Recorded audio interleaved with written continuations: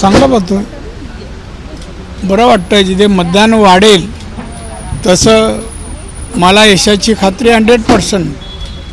जे आता अबाव 60% म्हणजे भारतीय जनता पक्षाचं कमळ फुलणार रत्नागिरी सिंधुदुर्गात. काय वाटतं 4 तारखेचा रिझल्टमध्ये किती मार्जिन असेल विजयाचं? मी याच्या अगोदर बोललो आहे, कालही बोललो, सकाळी बोललो, 3 लाखापेक्षा मार्जिन मला जास्त मिळेल.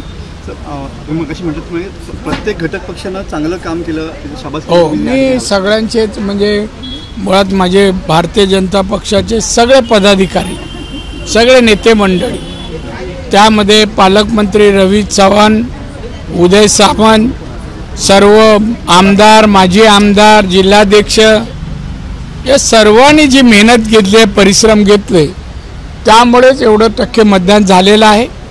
आणि मला असं खात्री आहे की त्यांची मेहनत परिश्रम पाहता भारतीय जनता पक्षाचा किंवा महायुतीचा उमेदवार विजयी होईल याची मला पूर्ण खात्री आहे. पलीकडच्या साईडने पण विजयाचा दावा केला जातोय.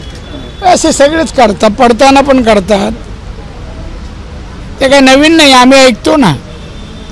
आता 5 राहिले, आता 0 झाल्यावर पण म्हणणं अजून स्कोप आहे मला, सोडून द्या आता ते. आता तुम्ही तर एकतर्फे ऐकायची पण सवय करा. हां, बोला. एबीपी माझा, उघडा डोळे बघा नीट.